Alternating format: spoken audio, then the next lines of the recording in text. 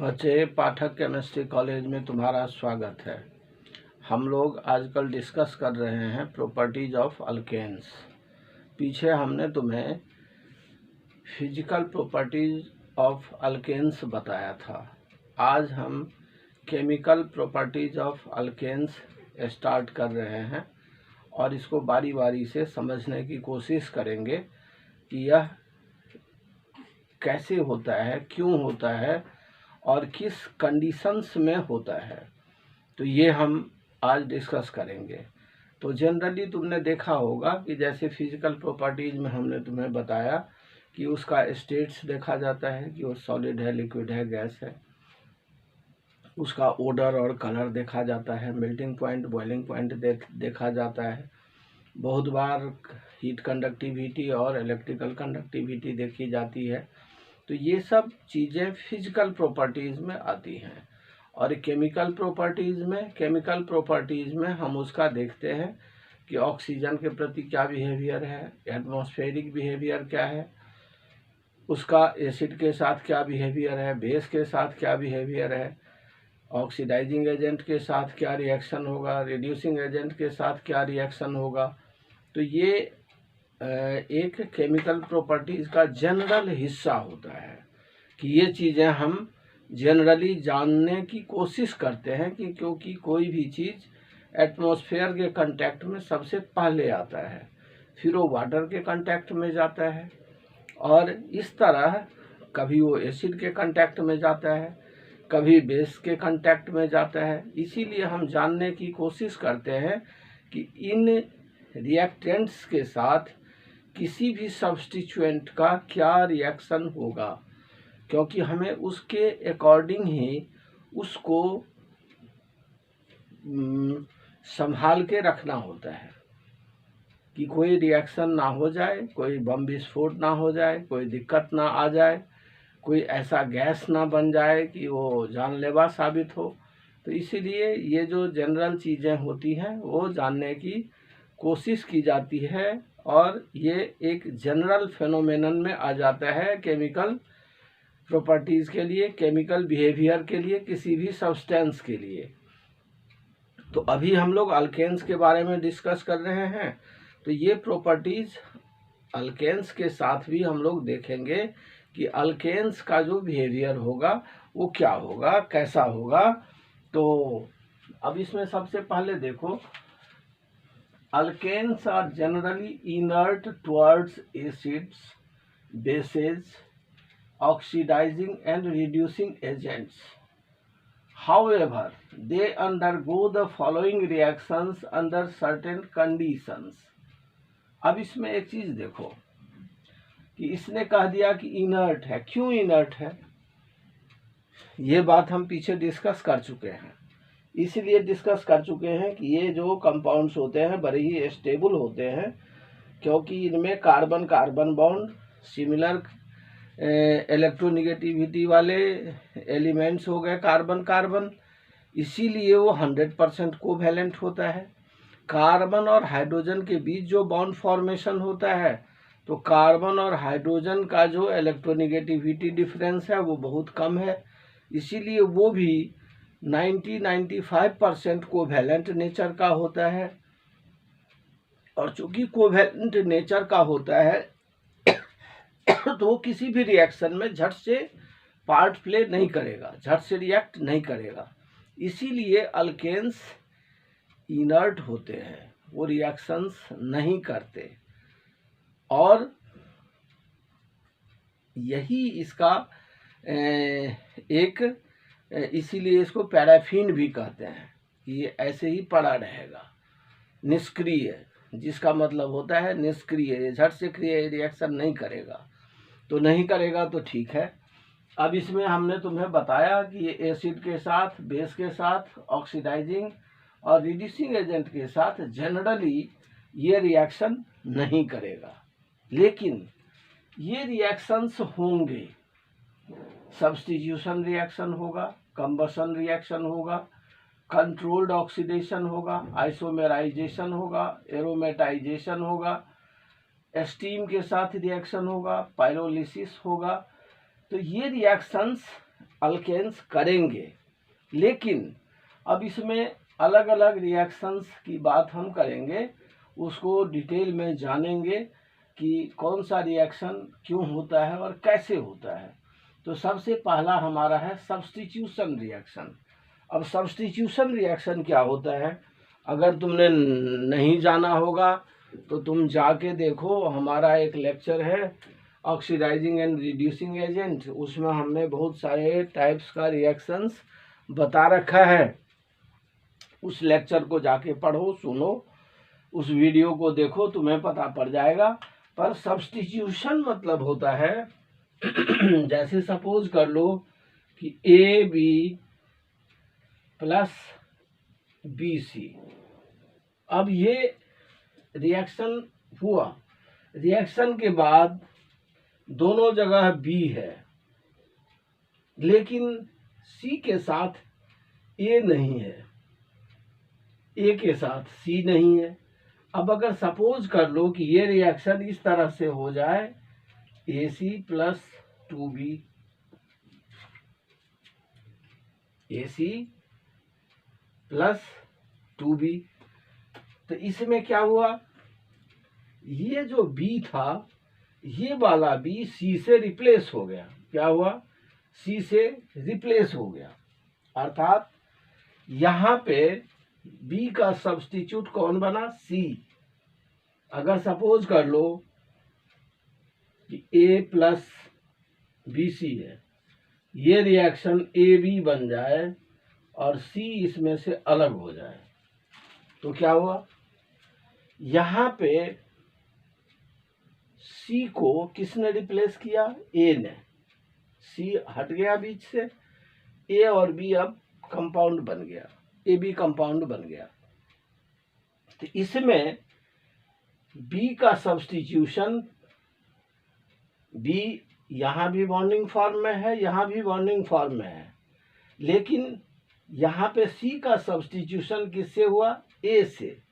लेकिन इसको रिप्लेसमेंट में भी रखेंगे और सब्स्टिट्यूशन में भी रखेंगे, क्योंकि यहाँ पर c रिप्लेस हुआ है, तो इसलिए ये रिप्लेसमेंट रिएक्शन भी हुआ। लेकिन ये सब्स्टिट्यूशन का प्रकार भी है। सब्स्टिट्यूशन मतलब एक की जगह दूसरे को बिठा देना, एक को हटा के से, जैसे सपोज कर लो कि 1 2 3 4 4 सीट्स हैं, अब 4 में से किसी एक बच्चे को उठा के और हटा दें, और दूसरे बेंच पे जो दूसरा सीक्वेंस बनता है 5 6 7 8, उसमें से जैसे 1 2 3 4 5 6 7 8, इसमें से हमने क्या किया, 3 वाले को 5 वाले को यहाँ कर दिया और 3 वाले को यहाँ ले आए। ये क्या हुआ, सब्स्टिट्यूशन हुआ। सीक्वेंस में कोई फर्क नहीं आया, नंबर ऑफ स्टूडेंट्स में कोई फर्क नहीं आया, लेकिन स्टूडेंट बदल गया। जो 5 रोल नंबर था यहाँ पे, वो यहाँ चला गया, जो 3 रोल नंबर यहाँ था वो यहाँ आ गया। तो ये सब्स्टिट्यूशन हो गया, 3 का और 5 का आपस में सब्स्टिट्यूशन हो गया, एक दूसरे को रिप्लेस करके अपनी अपनी जगह बदल दिया। तो इसको हम सब्स्टिट्यूशन रिएक्शन बोलते हैं जब केमिकल रिएक्शन होता है। तो दिस इज सब्स्टिट्यूशन रिएक्शन।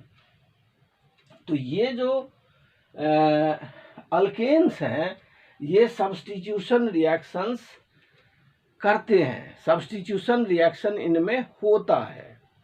तो अब सब्स्टिट्यूशन रिएक्शन क्या होता है वो हमने तुम्हें बताया कि एक हटेगा, दूसरा उसकी जगह ले लेगा, दैट इज सब्स्टिट्यूशन। कंपाउंड बना रहेगा, लेकिन एलिमेंट का प्लेस चेंज हो जाएगा, तो that is substitution reaction.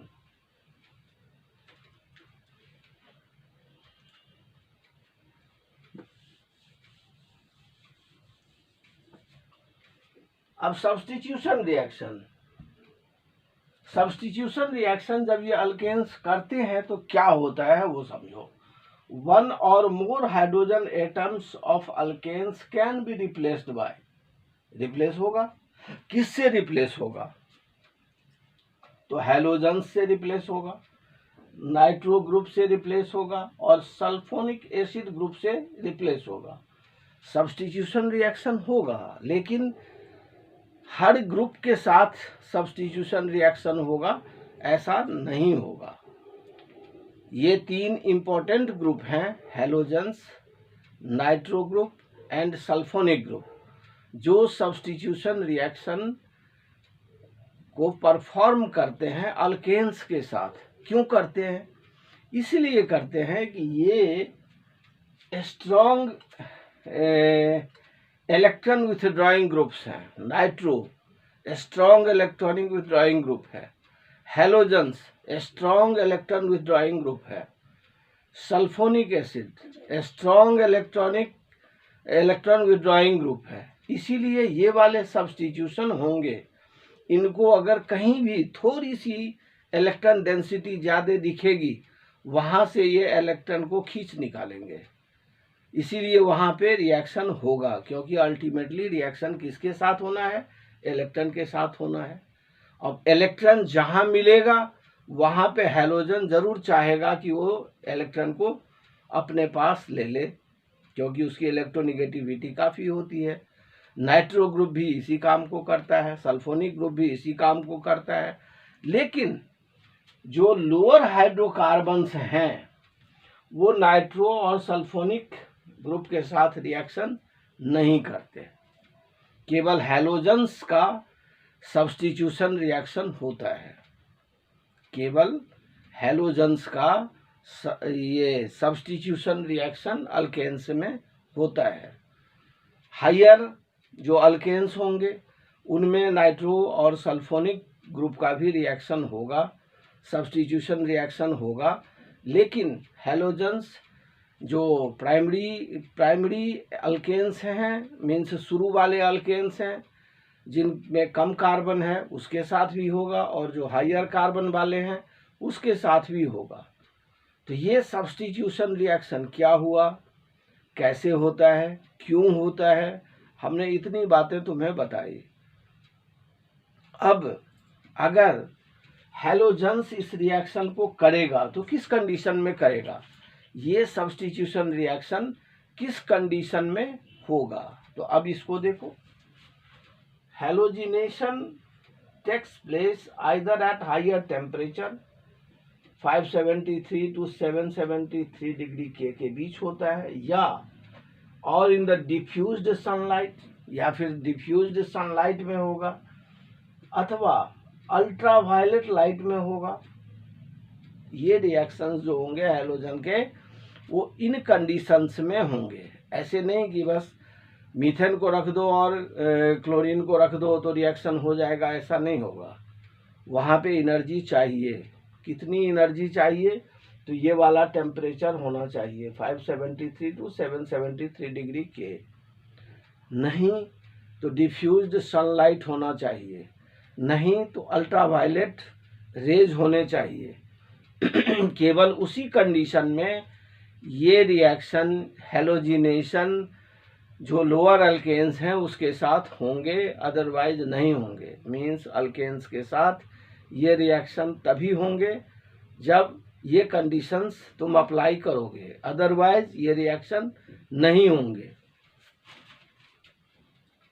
Nitration और सल्फोनेशन लोअर अल्केन के साथ नहीं होता है, ये हमने तुम्हें बताया। क्यों नहीं होता है तो उसको भी समझ लो। जो लोअर अल्केन्स होते हैं वो बड़े स्मॉल मॉलिक्यूल होते हैं और वो 100% कोवैलेंसी मेंटेन करके रखते हैं। वहाँ पे इलेक्ट्रॉन डेंसिटी बहुत कम अवेलेबल होती है, फ्रैक्शंस ऑफ सेकेंड्स, उसके भी सेकेंड्स कर दो तब भी वो नहीं मिल पाती। इसलिए नाइट्रो ग्रुप और सल्फो ग्रुप वहाँ पे अटैक नहीं कर पाता है। फिर नाइट्रो ग्रुप और सल्फो ग्रुप बड़ा ग्रुप है बनिस्पत हैलोजेंस के। क्लोरीन छोटा है, नाइट्रो बड़ा है, नाइट्रो ग्रुप बड़ा है, वो अटैक नहीं कर पाएगा लोअर अल्केन को, इलेक्ट्रॉन को विड्रॉ करने में कामयाब नहीं होगा, इसलिए ये रिएक्शंस नहीं होंगे। लेकिन हैलोजन के साथ होगा। अब हैलोजन के साथ होगा तो कैसे होगा, अब उसको समझो। तो ये हैलोजिनेशन जब तुम करते हो तो अब यहाँ पे हम क्लोरीन के बदले कुछ भी रख सकते हैं। हमने X रख दिया,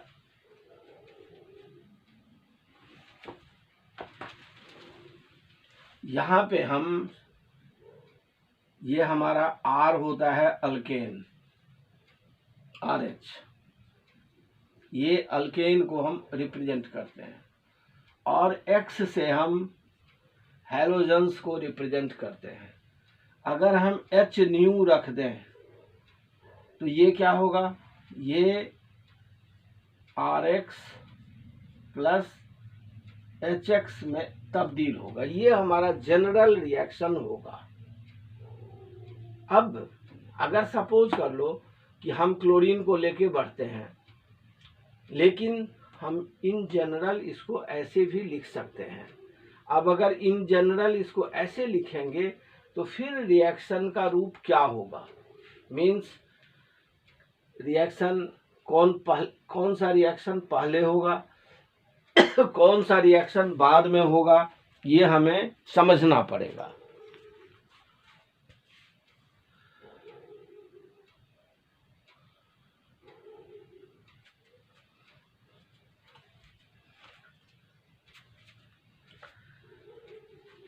ये हमें समझना पड़ेगा। तो अब इसमें समझो, अब ये देखो RH है। अब सपोज कर लो हम पेंटेन लेते हैं, C5H12, ये पेंटेन है। अब इसमें हमें 3 तरह का पेंटेन मिलेगा। नॉर्मल वाला मिलेगा, C5 कार्बन सीधे ले लो, नॉर्मल पेंटेन।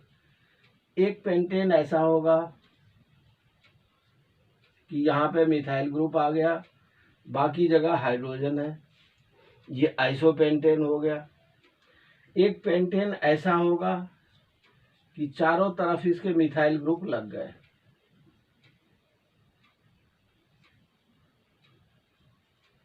ये नॉर्मल पेंटेन है, ये आइसोपेंटेन है, ये नियोपेंटेन है। कार्बन की बात कर रहा हूँ कि अगर हम पेंटेन है तो ये नॉर्मल वाला है, क्योंकि इसमें हर जगह हाइड्रोजन लगा हुआ है। इसमें एक कार्बन के ऊपर एक मिथाइल ग्रुप है, बाकी जगह हाइड्रोजन है, तो ये आइसो कार्बन हुआ। और ये नियो कार्बन हुआ, क्योंकि एक कार्बन 4 कार्बन से घिरा हुआ है। तो अब इसमें ये समझ लो कि ये जो तुम्हारा अल्केन होगा, अभी तुमने देखा जो नियो कार्बन था उसको हम 3rd डिग्री का कार्बन बोलते हैं, जो आइसो कार्बन था उसको हम 2 डिग्री का कार्बन बोलते हैं, और जो नॉर्मल कार्बन था उसको हम 1 डिग्री का कार्बन बोलते हैं।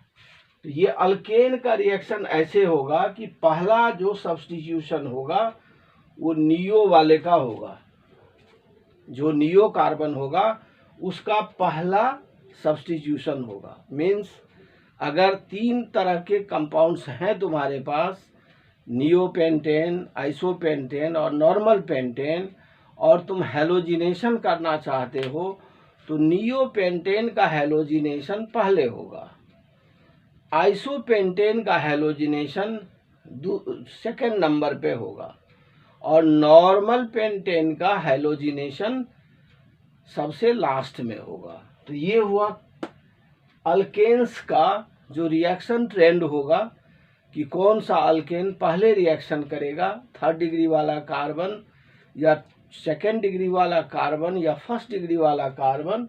तो 3rd डिग्री वाला कार्बन पहले रिएक्ट करेगा, 2nd वाला उसके बाद, 1st वाला उसके बाद। सिमिलरली अगर तुम सपोज कर लो कि X की बात करते हो, X मीन्स हैलोजन, तो हैलोजन में अब अल्केन तुम कोई भी ले लो, नॉर्मल लो, आइसो लो, नियो लो, कोई भी लो, लेकिन हैलोजन अगर वहाँ पे फ्लोरीन है, क्लोरीन है, ब्रोमीन है और आयोडीन है, तुमसे पूछे कोई क्वेश्चन पूछने वाला कि कौन सा हैलोजन पहले रिएक्ट करेगा अल्केन के साथ, तो तुम आंख मूंद के बोलो कि फ्लोरीन, और वायलेंट रिएक्शन होता है। क्लोरीन सेकंड नंबर पे आएगा, ब्रोमीन थर्ड नंबर पे आएगा, आयोडीन फोर्थ नंबर पे आएगा, और स्लो रिएक्शन होता है और रिवर्सिबल होता है। तो इसका ट्रेंड यदि हम देखेंगे तो क्या होगा, फ्लोरीन वायलेंटली रिएक्ट करेगा, फिर क्लोरीन, फिर ब्रोमीन, फिर आयोडीन। तो ये हमारा जनरल रिएक्शन था हैलोजिनेशन का। और कौन सा अल्केन मीन्स नियो आइसो और नॉर्मल में कौन सा पहले रिएक्ट करेगा, वो उसका ट्रेंड ये होगा। हैलोजन्स में से कौन सा हैलोजन पहले रिएक्ट करेगा, तो उसका ट्रेंड ये होगा। ये हमने इतनी जनरल बातें तुम्हें बता दी। अब आते हैं कि जो हमारा हैलोजिनेशन है क्लोरीन के साथ, जो रिएक्शन हमने यहाँ लिखा है, ये मीथेन है, ये क्लोरीन है, ये एच न्यू दिया मीन्स सनलाइट दिया, तो ये मिथाइल क्लोराइड बना या क्लोरोमीथेन कहो इसको, और HCl बना। और ये चेन रिएक्शन होता है, मीन्स अगर इसको फर्दर सेकेंड स्टेज में ले जाएंगे तो डाइक्लोरोमीथेन बनेगा, थर्ड स्टेज में ट्राइक्लोरोमीथेन बनेगा, और फोर्थ स्टेज में टेट्राक्लोरोमीथेन बनेगा, या कार्बन टेट्राक्लोराइड जिसको हम बोलते हैं वो बनेगा। लेकिन ये चेन रिएक्शन हो जाता है, ये बनता रहेगा जब तक कि ये जो सब्स्टिट्यूएंट, ये जो कंपाउंड है, स्टार्टिंग है, वो जब तक समाप्त नहीं हो जाता या क्लोरीन समाप्त नहीं हो जाता, ये दोनों में से जब तक कोई एक समाप्त नहीं हो जाएगा तब तक ये चेन रिएक्शन चलता रहेगा। तो ये हुआ तुम्हारा ये हैलोजिनेशन कैसे होता है। अब इसके मैकेनिज्म को समझो कि इसमें मैकेनिज्म क्या होता है। तो इसमें पहला स्टेज ये होता है कि क्लोरीन को जैसे ही हम लाते हैं मीथेन के कांटेक्ट में, तो सीधे रिएक्शन नहीं होगा, हमें एनर्जी देनी होगी।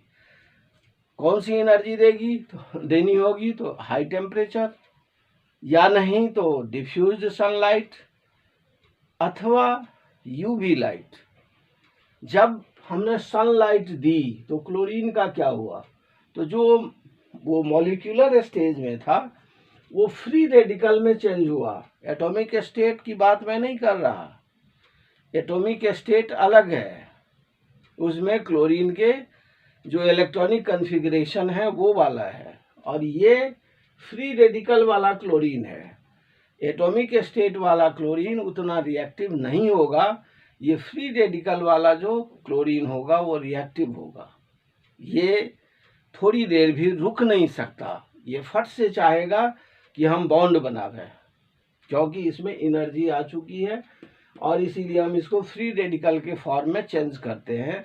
तो हमारा फर्स्ट स्टेज ये हो जाता है, क्या होता है कि ये जो क्लोरीन का मॉलिक्यूल है वो ब्रेकअप होगा, होमोलिसिस, और दो फ्री रेडिकल तुम्हें मिलेंगे। अब ये जो दो फ्री रेडिकल तुम्हें मिले, तो अब ये क्या करेंगे, ये दूसरा ये था इनिशिएशन, शुरुआत था ये। अब है प्रोपेगेशन। प्रोपेगेशन स्टेज में क्या होगा कि ये फ्री रेडिकल जो क्लोरीन का है वो मीथेन के पास आएगा, या जो कोई अल्केन है उसके पास आएगा, पर यहाँ हमने मीथेन लिया है तो मीथेन के पास आएगा, और हमने सनलाइट अब भी सप्लाई करना जारी रखा है, तो एनर्जी मिल रही है। अब ये वाला फ्री रेडिकल यहाँ से एक हाइड्रोजन को ले लेगा और मीथेन को मिथाइल फ्री रेडिकल में चेंज कर देगा। ये सिंपल मिथाइल ग्रुप नहीं है, ये मिथाइल रेडिकल है। ये मिथाइल रेडिकल के फॉर्म में चेंज हो गया, और ये जैसे मिथाइल रेडिकल के फॉर्म में चेंज हुआ तो अब ये रिएक्टिव हो गया। जैसे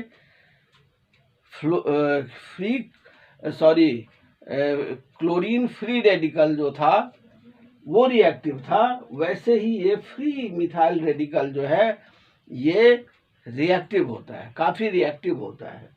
अब इसको जैसे ही दूसरा क्लोरीन मिला तो ये होमोलिसिस होगा, और ये मिथाइल फ्री रेडिकल और क्लोरीन का जो फ्री रेडिकल है वो मिलके मिथाइल क्लोराइड बना देगा, और एक फ्री क्लोरीन रेडिकल फिर बच गया।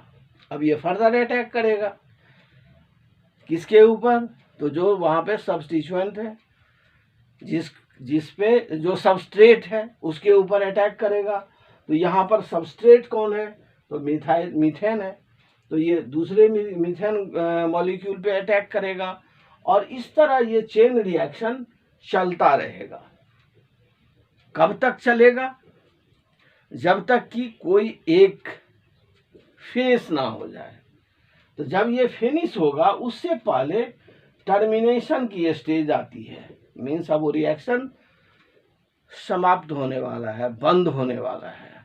तो उस स्टेज में क्या होता है कि ये दो फ्री क्लोरीन रेडिकल फिर से दोबारा से क्लोरीन मॉलिक्यूल बना लेता है। ये दो फ्री मिथाइल रेडिकल इथेन बना लेता है और ये फ्री मिथाइल रेडिकल और free chlorine radical methyl chloride बनाता है। मीन्स जो एंड प्रोडक्ट हमें मिलता है उसमें ये तीनों ही होते हैं। ये सबसे ये लिस्ट होता है, ये सेकेंड नंबर पे होता है और ये मैक्सिमम होता है। मीन्स जो यील्ड प्रोडक्ट है हमारा वो मिथाइल क्लोराइड है, मीन्स ये 99.99, बाकी 0.1 में वो दोनों हैं। लेकिन अब कुछ बचा नहीं, इसीलिए इसको हम टर्मिनेशन पॉइंट बोलते हैं। तो हैलोजिनेशन तक, सब्स्टिट्यूशन तक हमने तुम्हें बता दिया। अब इस वीडियो को तुम दोबारा देखना, तिबारा देखना। इससे तुम्हारा ये होगा कि इतने का कंसेप्ट तुम्हारा क्लियर हो जाएगा। अगली बार हम लोग डिस्कस करेंगे कंबशन और जो बाकी रिएक्शंस बच रहे हैं उसके बारे में। थैंक्स।